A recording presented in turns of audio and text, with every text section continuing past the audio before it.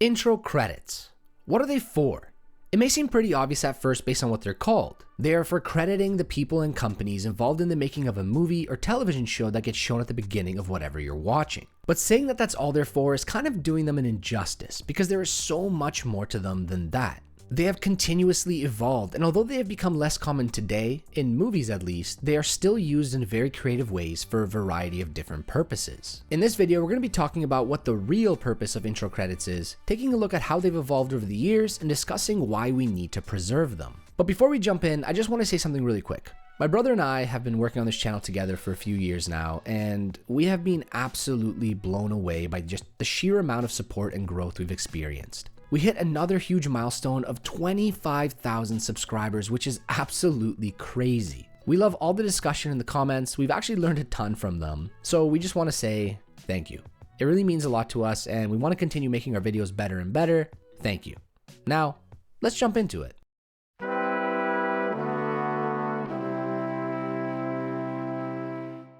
Besides showing the title of what you're about to watch, one of the main purposes of intro credits is to credit the main people and companies involved in the production of a movie or television show. But the way that they are used can serve a variety of different purposes. The most common way that intro credits are used is to set the tone for whatever the viewer is about to experience. This is done with the use of music and the style of the credits themselves. Setting the tone of a film or TV show is very important, and it can actually make or break an audience's experience. In the early days of film, there would often be a piece of music played even before the intro credits called an overture that would serve the same purpose of setting the tone. The overture was still fairly common up until the 60s, after which there was a pretty significant drop in its popularity. The first time I learned about overtures was when my brother and I went to see The Hateful Eight in theaters as part of the 70mm roadshow, which included the overture, along with an intermission and actually playing the movie on film. It was one of my favorite movie theater experiences I've ever had. But anyways, once the 70s rolled around, overtures were much less common, and opening credits were the main way for films to set the tone from the get-go. But what caused this shift? Well, all signs point to 1955 being the beginning of when intro credits began to gain more recognition with the release of The Man with the Golden Arm. Before this movie, intro credits weren't super creative. They were usually either a bunch of text on a black background or some shots with text overlaid on top of them. They often felt very separate from the movie itself. But The Man with the Golden Arm changed the way we look at intro credits forever. It had an innovative, almost animated sequence where we see white shapes interacting with the text that all culminated in the central image of an arm cut out of white paper that symbolized the theme of heroin addiction in the film. And we have Saul Bass to thank for all of this. Bass became very popular in the industry for creating this intro and propelling the, dare I say it, art form of intro credits into a new era. Before Bass, titles were usually fairly static and commonly projected onto the cinema curtains, where the curtains would only be raised right before the first scene of the movie. But after this shift in how intro credits were made, they became part of the movie and the curtains were raised from the very beginning. Alfred Hitchcock went on to work with Bass, who helped create the intros for North by Northwest,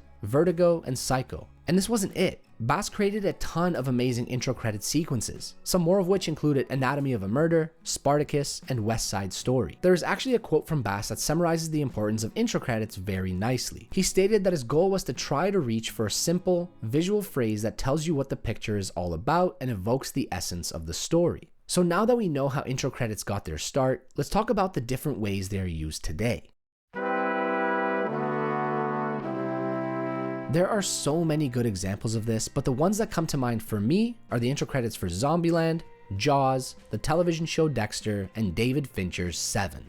For Zombieland, they are very gory and feature over-the-top violence that immediately lets the viewer know what they're in for with this movie. The text that shows up to actually credit each person or company interacts with the environment that someone begins to act as yet another character or prop in the film. Because of the gore or the way the text interacts with the environment from the very beginning, viewers aren't surprised or taken away from the actual plot when it shows up again in the film. In this case, they already know what to expect. All of this is beautifully paired with Metallica's For Whom the Bells Toll, which is based on Ernest Hemingway's novel of the same name. This song and novel has a lot of messages around war, the process of coping with death, and on the surface level, the actual bell that rings at someone's funeral. The movie is literally based on zombies who are considered to be the living dead.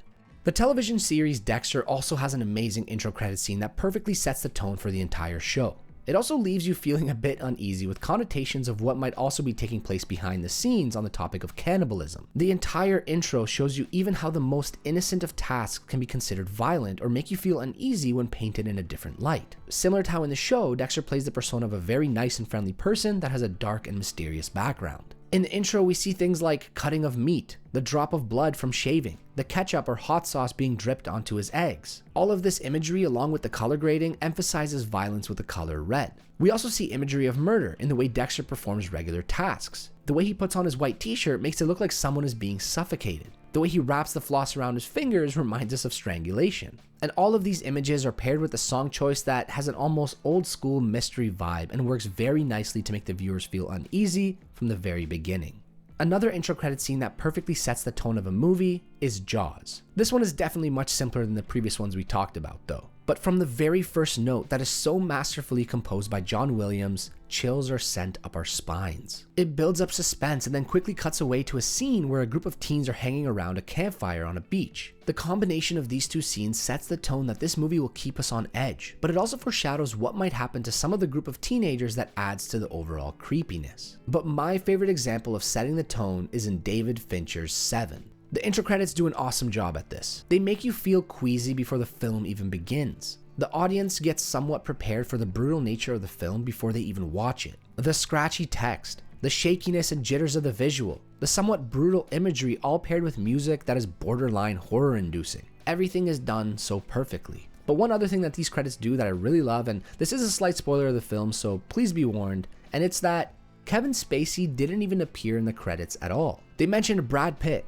Morgan Freeman, Gwyneth Paltrow, the editors, the director, and more, but Kevin Spacey was omitted. And this was on purpose and supposedly was requested by Spacey himself. He didn't even appear in the promotional material. He didn't want to set any expectations for the viewer. For a huge part of the movie, you didn't know who the killer was. You didn't know how they looked, how they behaved, or really anything about them. It wasn't until you saw Kevin Spacey for the first time where you can put a face to all the horrific acts. This allowed the mystery of the killer to also be a big mystery for the viewers and makes these intro credits one of my favorites of all time. Despite how awesome they can be for setting the tone, for a lot of people, intro credits are just something you have to sit through before you get to the actual movie. But for the keen-eyed observer, the one that truly pays attention to all the details, some intro credits actually foreshadow the events of a movie. The first movie that comes to mind when talking about how intro credits foreshadow a film's events is Catch Me If You Can. Not only are the Saul Bass-inspired credits beautifully animated and paired with an audio track that really sets the tone, but the entirety of the movie's major plot points are animated and spelled out for the observer before you even see the first scene. It's one of those things that gets even better when you watch the movie a second time. Okay, so before we move on to this next one, I just want to give everybody a warning that this will be a huge spoiler for 2012's Skyfall and 2021's No Time to Die. So if you haven't seen these movies yet, skip to the next chapter or the timestamp shown on screen right now.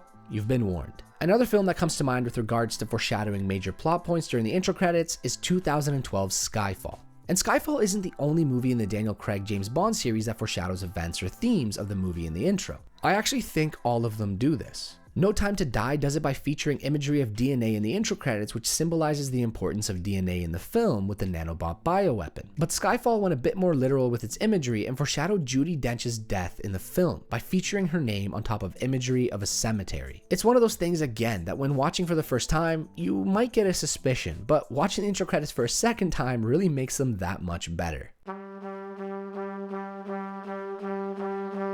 Some movies and TV shows take place in vast worlds that require the audience to understand something about them, be it the geography or climate or whatever. This often happens when a movie or a TV show is an adaptation of a novel. In a novel, the author can spend more time describing the world, but in a movie it's not always possible in a way that flows well with the rest of the story. Books even have those little maps in them sometimes that readers can refer back to if they really want to know where certain characters are. A great example of a TV show that does this is Game of Thrones. The entire intro credits are a flyover of Westeros, while certain parts are being built up to emphasize important landmarks and their location amongst the others. It acts as that map that viewers can reference at the beginning of every single episode if they are unsure where each of the storylines take place. And trust me, if you've seen Game of Thrones, you know there is a lot of storylines to keep track of. Another great example of when intro credits were used for world building is in 2009's Watchmen. This film takes place in a world very similar to ours, but with an alternate history where the Minutemen were either responsible for or played a huge role in some of the biggest events in history. Throughout the intro credits, we learn that how although these people are heroes, the world doesn't necessarily care or really view them as that. And it shows that even with heroes and all the great stuff that they achieved, there is still a huge divide between people. We learn that in this world, it doesn't really matter if you're a hero. You don't get a free pass to do whatever you want, and eventually you might still fade away into obscurity. So much can be taken from this intro, and I really recommend you watch all the intros we talk about in this video. We'll make sure to leave a link to all of them in the description.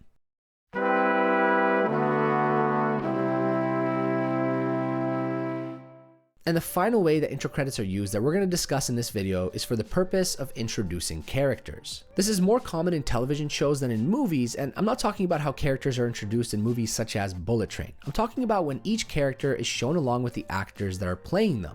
Think The Office or Friends. It's more common in TV shows because of their very nature. TV shows are usually long running, and oftentimes people relate the actual actor with their on-screen persona too much. I'm sure you've referenced certain actors by who they played in a TV show. Dwight Schrute or Rainn Wilson? Joey or Matt LeBlanc? Jerry Seinfeld or... Okay, well, I'm kidding with this last one, but you know what I mean. There was even a time period where TV shows tried to take this type of character introduction away, but many actors didn't appreciate it because of what I just mentioned. They became known for their character in real life instead of being themselves.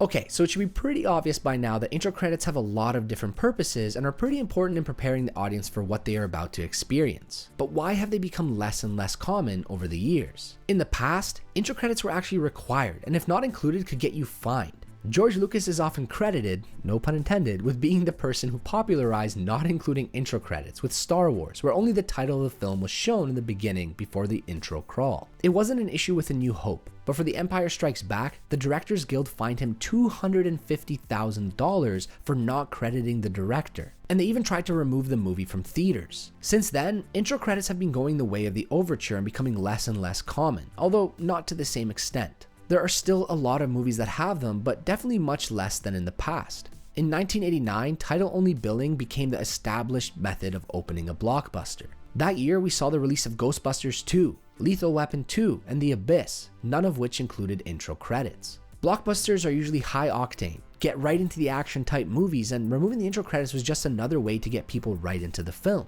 We've talked about the shortening of attention spans on this channel before, and I'm sure it has some part to do with it. And for your average viewer, the purposes of intro credits that we mentioned before might not be that important, and they just want to jump right to the content. Another shift that happened during the 80s and continued up until recently is that a lot of films were relying on big names to draw in the audiences. These names were plastered all over movie posters and ads for the film before they even came out. So crediting the people who made or appeared in the movie wasn't as important as it was in the past. Another reason for the reduced popularity was stylistic choice. Instead of trying to find a way to set the tone, jumping right into the meat of it could have its benefit. Maybe the audience shouldn't really know what they're getting into, or maybe the feeling and what people should be taking away from the movie is different for each person, and having intro credits could set that precedence too early. There are even films that don't show opening titles for one reason or another. A great example is Christopher Nolan's Batman Begins. In that movie, all the companies that are listed before the film begins are done in black and white format to help set the tone, and we all know who Batman is. So just showing the Batman symbol made of bats is enough for you to know what you're getting into.